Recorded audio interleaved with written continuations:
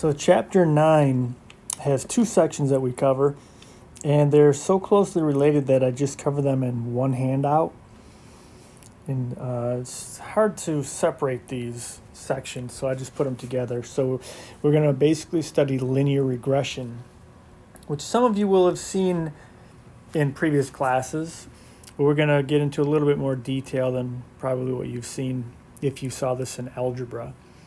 So I've got a couple questions to look at. The first one says, are the heights and weights of people related? If they are, what is the change in weight of a person on average for every 1 inch increase in height? Or another one, which you guys definitely know the answer to this one.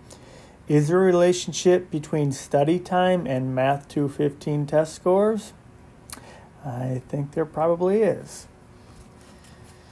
So in this chapter, we'll be using statistical techniques such as regression,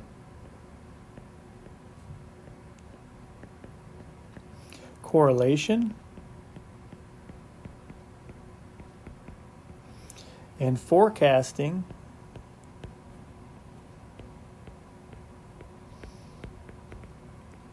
to analyze the relationships between two variables in order to help answer questions such as these. So we are going to first look at a scatter diagram, or sometimes it's just called a scatter plot. So scatter diagram or scatter plot is a graph in which data pairs, x, y, are plotted as individual points on a grid with horizontal axis x and vertical axis y. We call x the explanatory variable. Just a little bit bigger here. So x is the explanatory variable.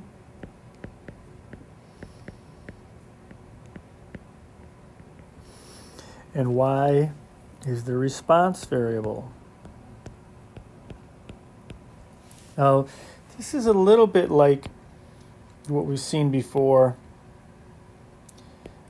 So if you had, when you were first in algebra class and you're learning about graphs and plotting points, and you'd make a little t-table, and you'd plug in some values for x, and then you would plug in, or you'd come up with these x values, then you would take these numbers and plug them into the function and then figure out what y was. So you'd plug this in, maybe you get a 5, plug this in, you get a 2 or whatever, right? You're just plugging it into the function. So the thing that you learned at that time, though, is you would call x the independent variable. It's independent because you could think of it as, well, we're plugging in whatever we want. But then y would be the dependent variable because this 5 depends on what we put into the function, right? So we had x would typically be the independent variable, y would typically be the dependent variable. Well, they still, with the new words here, they're still sort of talking in that same language. So y is the response variable, right? The y variable is the response variable because x is our independent variable, our input, and y is the response or the output or the dependent variable. So you just see in this section they'll refer to y as a response variable, or refer to x as the explanatory variable. This one is not as easy to think of as a word, but it is easy because there's an x right in the name. So when you see explanatory variable, just remember they're talking about the x. It'll typically be x, but it'll always be the independent one. Okay, so just a couple new words for us. Also, another word that you'll see a lot of times when you're talking about linear regression, explanatory variable will often be called the predictor variable. So that's another common name for this one. So then, by looking at a scatter diagram,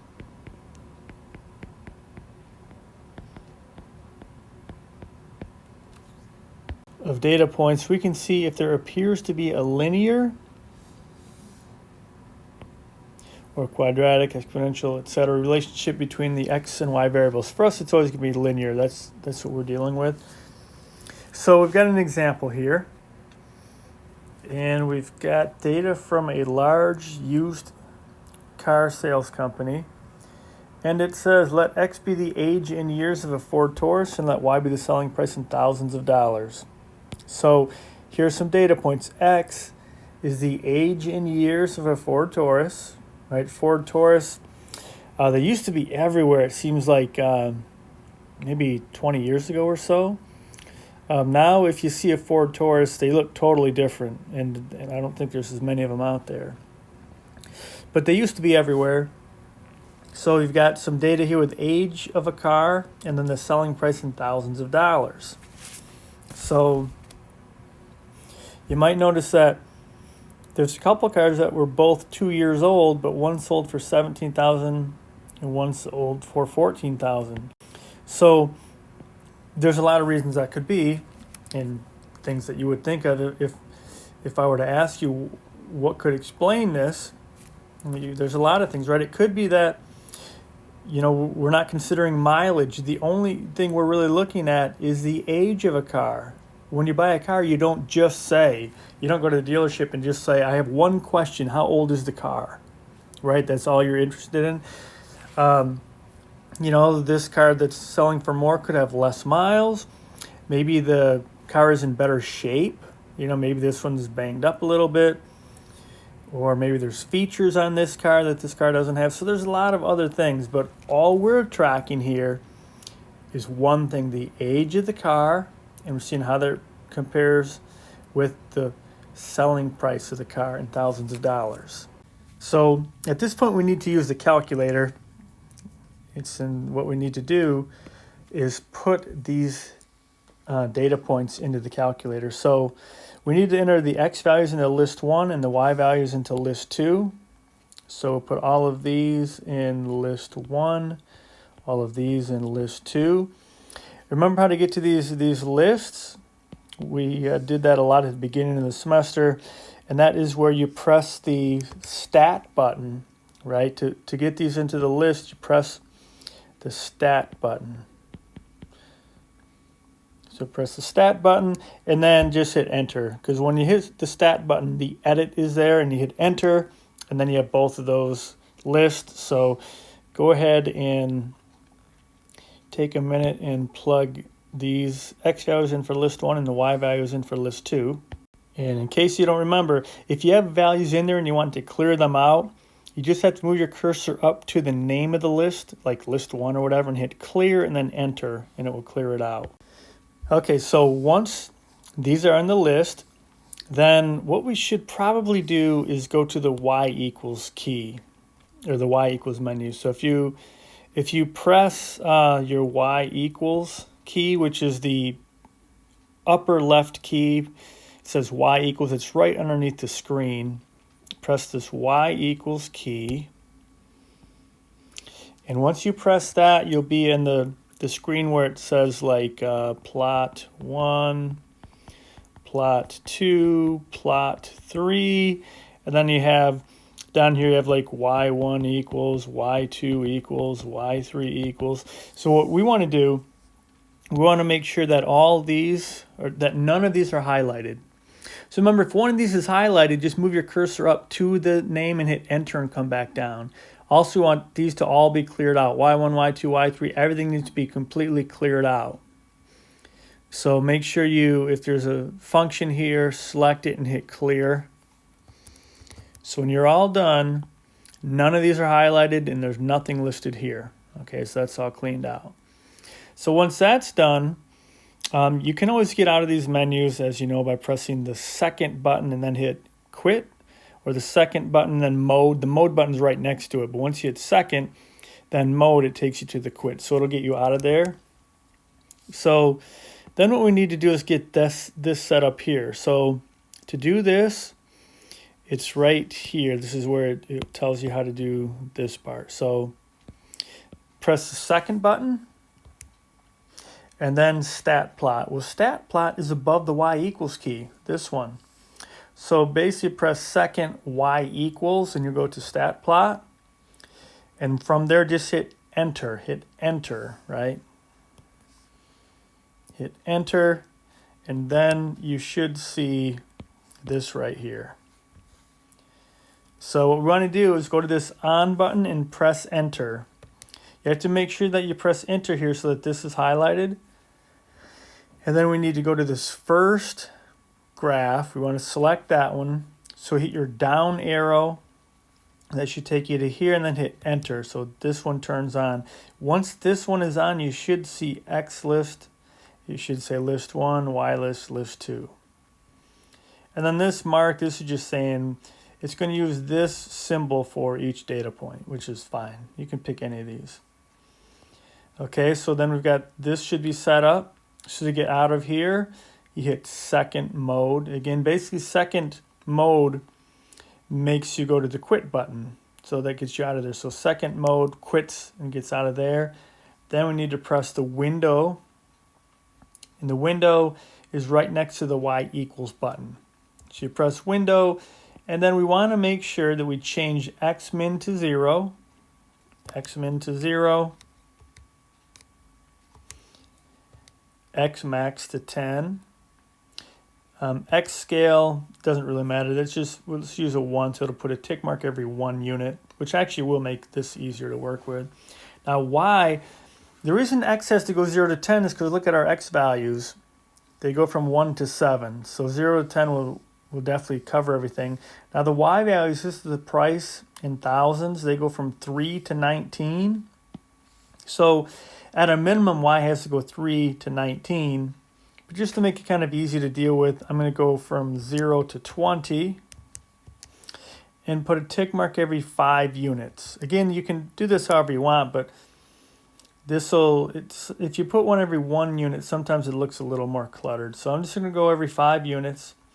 So it'll put a tick mark at 5, 10, 15, 20. Okay, so let's see what we've got here. Got that set up. So now we can press Y equals and clear out any functions listed. We already did that actually. Then finally press graph. And when you press graph, you should get a screen that shows all the data points. So hopefully you have a picture that looks like this. Now you can see this is the X value. So this is the age of the car. So you got 1, 2, 3, 4, 5, 6, 7, 8, 9, 10. And this is the price of the car. Remember, I put a tick mark every 5. So this is 5,000, 10,000, 15,000, 20,000. And if everything went well, you should have something that looks like this. So if that doesn't work, make sure you just rewind the video and just follow the steps exactly how I went over them on the video, and then you should get this. I did this as I was going through the video. So then on the screen here it says note. So here's the note. If you look at the data points there, the thing that we could note is that the data are roughly linear with a negative slope.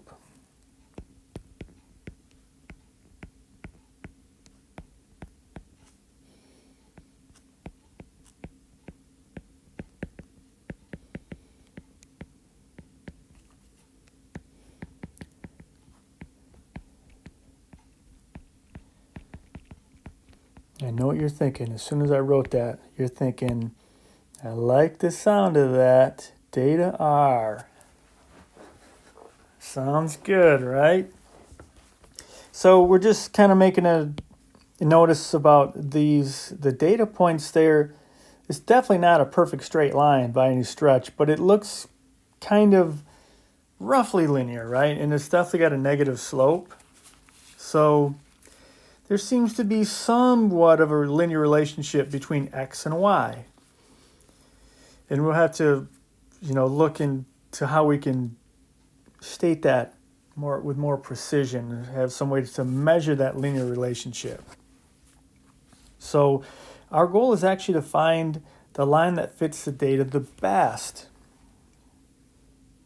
Okay, so in other words, if we think of this line here, if we were going to try to find the line that fits these data points the best, we could say, well, this line here is pretty good. right? It's not a perfectly straight line. But what we're really looking for here is a way to measure, like if we have a straight line going through here, these little distances between the straight line and the data points, these little distances are called residuals or errors. So this distance is called a residual or an error. And we want to find the line, the straight line, out of every possible combination of straight lines. We want to find the straight line that minimizes these. So, like, let's say somebody is not very good at this game. And they're like, how about this line? Right? That line's not going to be very good. The first line is definitely going to be minimizing these errors better, because if you try to connect these points to this new line, you can see these distances are way, way bigger, right? That's just not a very good line at all. So let's see if we can get rid of that line. Okay, so what we're going to use is the line of best fit to find the line that does this to minimize these residuals. It turns out that is a very difficult problem to do. So if you are going to do that without help of a calculator, it requires multivariable calculus. It actually requires calculus 3. And even for a really easy example where you only have 4 points, I'm going to show you that it's really difficult. The only way it's easy is if you just have 2 points. Then you can just find an equation or line through 2 points. But in reality, you never have 2 points. There's always going to be a lot of points.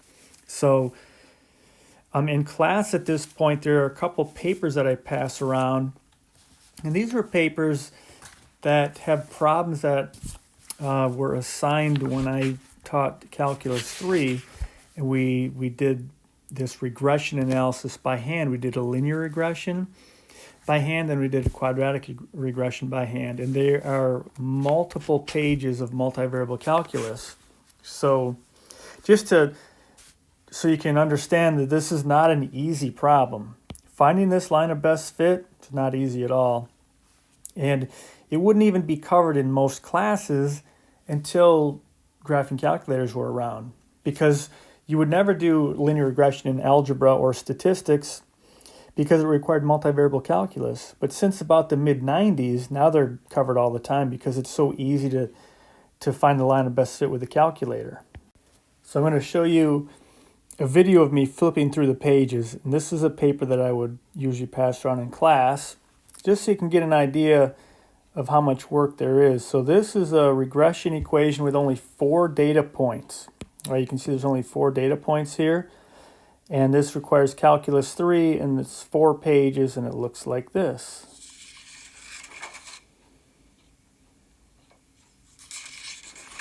All kinds of good calculus there, multivariable.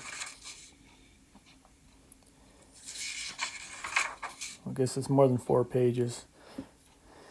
But that's the amount of work that it takes to do this without a graphing calculator.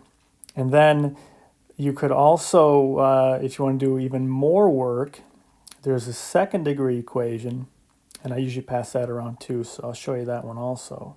Okay, so here is that second degree equation, and the work required to do it without a graphing calculator. I know some of you are thinking, I cannot wait to take multivariable calculus. You can do all kinds of cool stuff in there.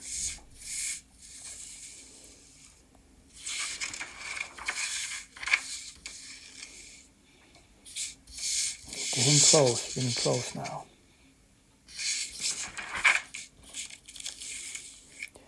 Okay, so that explains why up until the 90s, this kind of question would not really be handled in a normal class. But now with the graphing calculators, we can come up with all kinds of mathematical models for different situations. So to continue here, so our goal is to find the line that fits data the best. And we do this by using the method of least squares.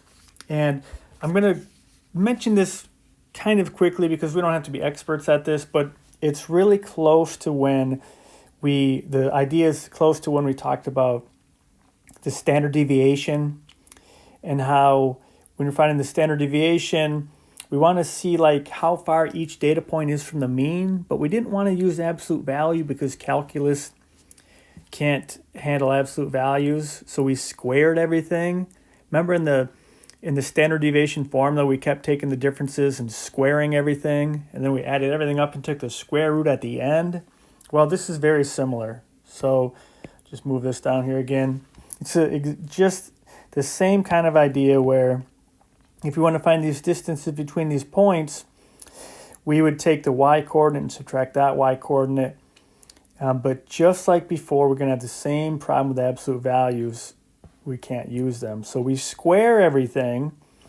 It's a method of least squares. So instead of minimizing these little distances, we're going to minimize the squares of the distances. Okay, and it just makes it an easy way to make sure that all the distances are positive, because otherwise we could have like distance where there could be a point down here and a point up here, and they would cancel each other out because one would be a positive gap, one would be a negative. So we don't want them to cancel, because then it could look like the line fits the data perfectly when it really doesn't. So long story short, we square these differences, and this is called the method of least squares. So I talked about minimizing these residuals, these gaps. What technically we do is we minimize the squares of those gaps, which gives us very close to the same answer as if we were squaring just the gaps. So that's why it's called the method of least squares. Sometimes this process of finding this line is called finding the line of best fit, or sometimes it'll be referred to as using linear regression or using the method of least squares. They really are all describing the same process. So that's our goal, to find the line of best fit. We use the method of least squares, and now we have to see how to do this on the calculator. And this is going to be a little tricky to explain without being in the classroom. And this particular topic right here is in section 9.2 in the book, but this is all sort of mixed together, and I think it's best just to cover it as one unit. So here's what we need to do. So we've got that picture from before. We've got all the data points listed on the calculator. Now we want to find the line of best fit. So this part's going to be a little tricky. So make sure you pay close attention. Press pause if I'm losing you, so everybody stays on the same page here. Let's do what they say right here. Go to the stat, go to calc, and we want linear regression a plus bx. So I'm just going to press stat, go over to calc, and before you press this, look at what you see. You should see something that says 1 variable stats, 2 variable stats, and you'll see number 4 says linear regression ax plus b. And then, so number 4 looks real similar to this. It says linear regression, but number 4 says ax plus b instead of a plus bx. Then if you scroll down to number 8, you'll see number 8 says a plus bx. So a lot of times in algebra class, you would use number 4, whereas in stats, they use number 8. They are exactly the same thing. Here's the difference. You'll get something like, if you use number 4, maybe you'll get an answer like maybe y equals 3x plus 4. And then you use number 8 and you get y equals 4 plus 3x. So let's say you're at your friend's house, you're working on homework together, and your friend says, hey, I noticed you got y equals 3x plus 4. And your friend says, but you're wrong, because look what I got, y equals 4 plus 3x. Now, are you really going to be able to be that person's friend anymore? Probably not, right? You're probably going to have to tell that friend to go home, because these are really the same thing. That's what happens with 4 and 8. So it just switches these around. Typically in an algebra class, you write it this way because this looks like y equals mx plus b, slope-intercept form. In statistics, for whatever reason, historically, they switch these around. Makes no difference at all. So it's still slope-intercept form. Here's the slope, here's the y-intercept. They're just reversed. So whether you use 4 or 8, it does not matter. You get the same answer. And I'm just going to use 8 because that's the way that our book does it. So for linear regression, I'm always just going to pick 8. Doesn't matter. You can pick 4. You get the same thing, just in a little bit different order. So go to Stat, go to Calc, choose 8, linear regression, a plus bx. And now this is going to totally depend on your calculator. So some of you are just going to see when you press number 8, if you've got an older calculator, all you're going to see is lin regression, a plus bx. That's all you'll see. The other version is this. The other version, you'll see x list, y list. You'll see frequency list. You'll see store, regression equation, and you'll see calculate. So they look totally different, but you're going to see one of these. When you go Stat, Calc, pick this one. You're either going to see this or you're going to see this. Now, most of you are going to see this, but there'll be plenty of people who see this. So this is basically telling us to run that program. It's going to run the linear regression program, but what we want to do is we want to store this line in Y1 so we can graph it. So what we need to do is tell it to store it in Y1. So we need to put, I'm going to add this in a different color. If you have this version, you need to put a Y1 here. If you have this version, we need to have this say list 1, this say list 2. We want this to be totally blank, which it probably is by default. And then this is where we put the Y1. And also by default, this will by default say list 1 and list 2. So unless you've changed it, it'll say this and you won't have to change it. Okay, so if you have this version, most likely it says this. But what it doesn't say is Y1, so we need to put the Y1 here. Okay, so everybody clear? These are two versions. The only thing we need to do so far, we need to add Y1. We don't know how yet, but we need to put Y1. If you have this version, put Y1 here. If you have this version, we need to add Y1 here. So here's how you get to Y1. Okay, so again, if you have this version, your cursor will be here. Don't press enter. We need to press Y1 first. And if you have this version, you want to put your cursor right here. So if you have this version, you want to hit your down arrow until you get right here and your cursor will be blinking, right? So this version, you want the cursor here. This version, we want it here. And then here's how you get to Y1. Okay, you want to press your vars button. That is the button right underneath your arrow keys. You know, a lot of times we would hit second vars to get to the distributive or the distributions. So press your vars button. Then you're going to have a choice. It's going to say vars or yvars. From this, go yvars would be the next menu we want. So press vars, then go over, scroll over to yvars. And then from here, it will say 1 function. Just hit enter. We want function. So hit enter. So you're basically at that point, you've chosen function. And then right there, it says Y1. So we hit enter again. Hit enter. And then it should say, if you have this version, it should say Y1 here. If you have this version, it should say Y1 here. Okay, so remember just to say that again. We want to, if you have this version, once you do this, you'll be here, and your cursor will be here blinking. If you have this version, once you do this, Stat Calc 8, you'll be here. Your cursor will be up here. You want to move it down to here and put it here. So to get to Y1, we hit the vars button. Then we scroll over, hit the right arrow key to go to yvars. And it'll say function. We just hit enter there.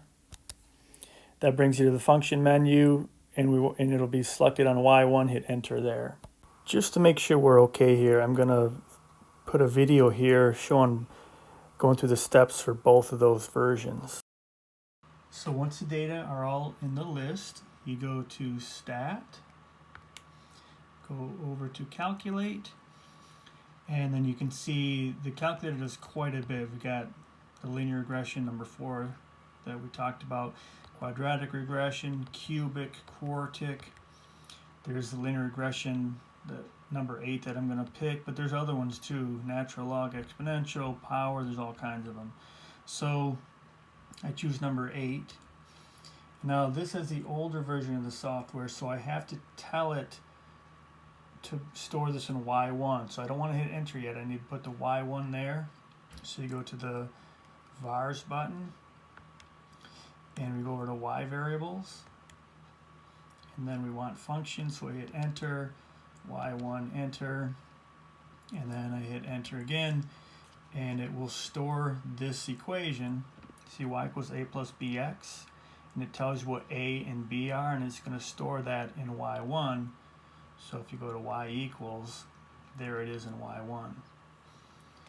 And then the other version of the software goes like this. So same sort of thing, you go to stat, whoops, turn it on first, go to stat, calculate, number 8, you can just press 8 also, but go to this one. Now this one's a little different, so it's saying it's going to look for the x in list 1 and the y in list 2, which is what we want. And then we want to leave this frequency list blank, and we want to tell it to store the regression equation in Y1. So that's where you go to vars, go over to Y variables, and then hit function, Y1, and then enter, and then it does the same thing.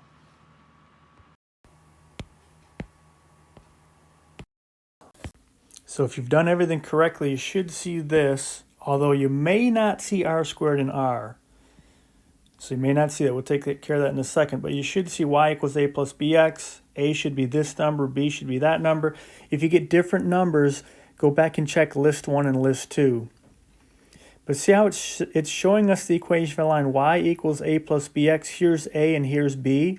So if I just read that off of there, it's telling me, let me move this out of the way a second. So just looking at that picture, it's saying that the equation of the line of best fit is y equals a, it says, is 21.309. I'll just round it here. And then b is a negative, so you go minus 2.233x. So it's telling us that that is the line of best fit. So that is the equation of a line that would describe those data points the best.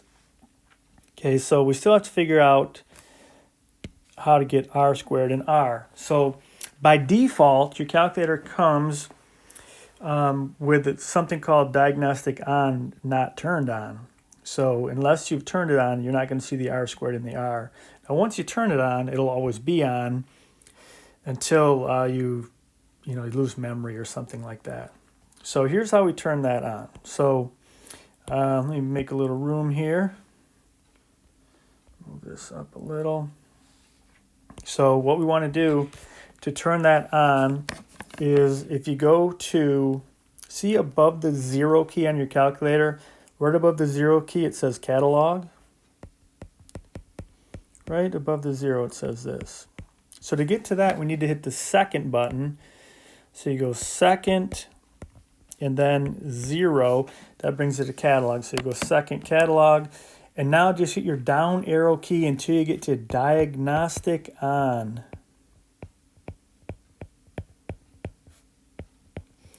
So scroll down for a ways and get to the D's, it's alphabetical.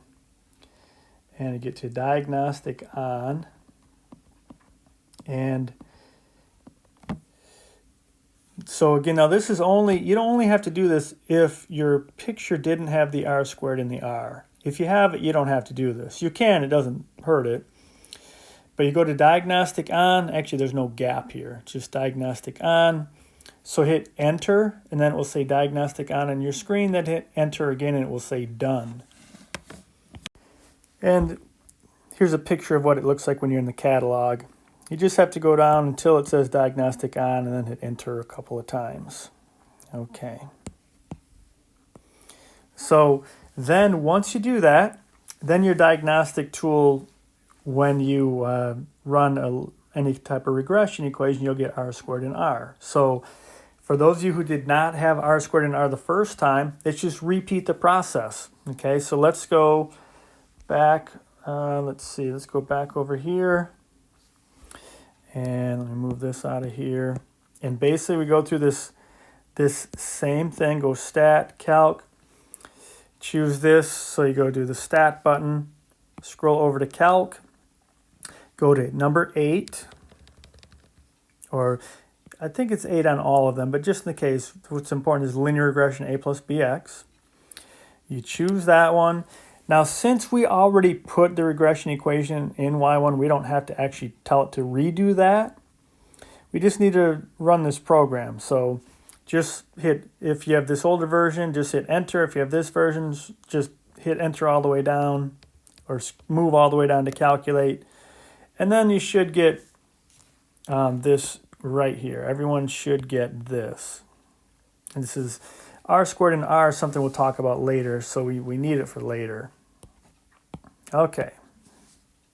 So now what we want to do is take a look at our line of best fit on our data. So we saw what the data points look like when we had a picture on the calculator. And now what we want to do is just graph our line over the data. So if you go to your y equals key, so just hit that y equals key on your calculator. It's one that's right at the top, right underneath the screen, hit y equals, and you should see that line of best fit in y1. So the line of best fit should be there. As long as you told it to store it in y1, it should be there. If it's not there, just repeat what we just did, but make sure that when I tell you where the y1 is, you have to put that in your calculator so it will store it. And then if you hit the graph button, so just hit the graph button, which is the other key to the other side, on the far right, right underneath the screen, and you hit graph, and you should get now a picture of the data points with your line of best fit going right through all the data points. So if everything went well, you should see this. You've got, let me make this a little bit bigger here. Oops.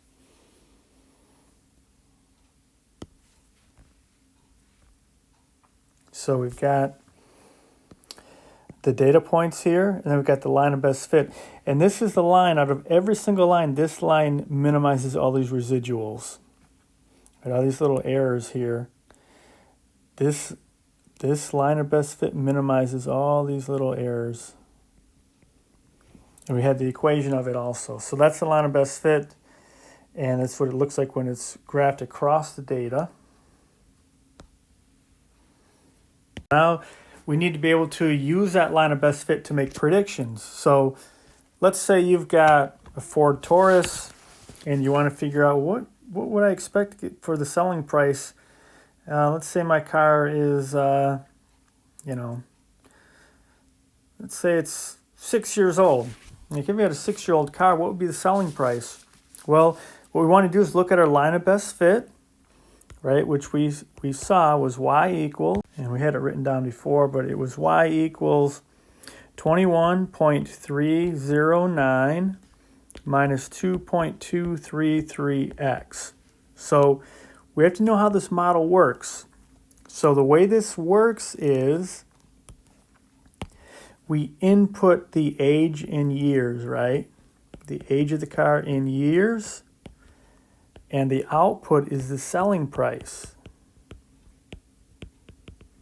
So let's say you have a car that's 6 years old and you're curious what you would expect to sell it for. Well, we've got a formula for that. We just have to plug in 6 right here and then do this math. 6 times this, which would be a negative number, then we add it to this. We can do it easier though because we have that stored in the calculator. So as long as this is stored in y1 in the calculator, we can use the table. And if you look above the graph button, so upper right hand side is the graph button, And actually, maybe we can just pull this back down. So yeah, so if you look at the graph button right here, if you press the graph button, we get the graph, but we want the table above it. So go second graph. So if you go second graph, then you'll see something like X and then Y1. Now, once again, there's a couple settings here. So some of you are going to see either nothing here or just a few numbers here, and you can put your cursor on the number and hit delete and the number will go away. So you can press delete and all the numbers go away. And some of you don't have that. Some of you have numbers that scroll, but you can't get rid of them. What we want is we want to be able to get rid of these numbers. So there's only two settings here. If you have numbers here under X, well, and Y, but under X where you're just scrolling and you can scroll forever, what we want to do is go above the window key where it says table set. So you go second window, hit second window to get to table set. And if you hit second window, what you'll see is it'll say table setup, table start equals some number, it doesn't matter. It'll say delta table equals some other number, it doesn't matter. What does matter though is this. You're going to see, it's going to say independent, and then it's going to say dependent. You talk about the variables. This is what we want. There's going to be an auto here and an ask here. We want ask highlighted. Make sure that's selected. Over here it says auto and ask. We want auto selected. We want it to look like this. Because what this is doing, if it's on auto, it's going to just automatically put a bunch of numbers in for X.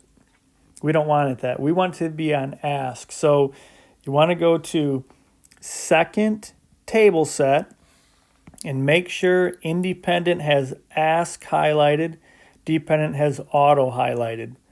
Then once that's done, then if you go second table, then you can plug in any value you want here. So if you want to figure out, like, hey, my car is 6 years old, what would I expect to get? Just punch a 6 right there and hit enter. And right here it will say 7.9106. Now remember, this Y is in thousands of dollars. So this is basically saying $7,910.60, right? Because this is in thousands, so it's $7,900. So that's what our model predicts. So this is our model here. And if you plug in 6, it's going to tell you where that line is. So what if you say, well, I got a really old car. My car's 20 years old. So you plug in 20. And you're like, oh my God, it's going to cost me 23 grand to get rid of my car. Well, what you're seeing here is that our model is breaking down. So if you look at our model, on this window, we went from 0 to 10. And then it crosses. Well, in reality, if we had a better model, it would curve around. It would never actually go down. So our model should work fairly well on a window here. But if you get out to 20 years, we're way out here. This thing is not going to keep burrowing down. So at this point, we know that our model breaks down. This number doesn't make any sense. Our model is going to break down actually before it gets to the point where it crosses the x-axis. It's going to break down because in reality, we know it would curve, right? Cars don't typically go into negatives. They will curve around. But the linear model works well over this window out to, they all have the limitations, so maybe out to 9 or 10 years or so. All right, so this part gives us trouble sometimes in the classroom just because there's a lot of variations of the software. So if that didn't go very smoothly, and it's possible it didn't, you can probably find if you go to YouTube and look up linear regression on the TI-83 or linear regression on the TI-84, there's tons of good videos out there. Or just try it again and press pause if I'm going too fast and just type in everything how we did, and it should work. But it may be hopefully it went okay. If it didn't, we're not doing anything real fancy here. It's just that we're doing a lot of stuff, and there's different variations of the calculator software. So, like I said, just linear regression is all it is, and there's tons of videos. You just have to watch a video about linear regression, and it'll walk you through the same thing, and maybe it'll something that was a little different you'll pick up on. So hopefully it went okay. But at this point, I'm going to end this video because it's getting kind of long. I want to make sure I can upload it okay, and then I'll make a part 2 to this section. So I will talk to you soon.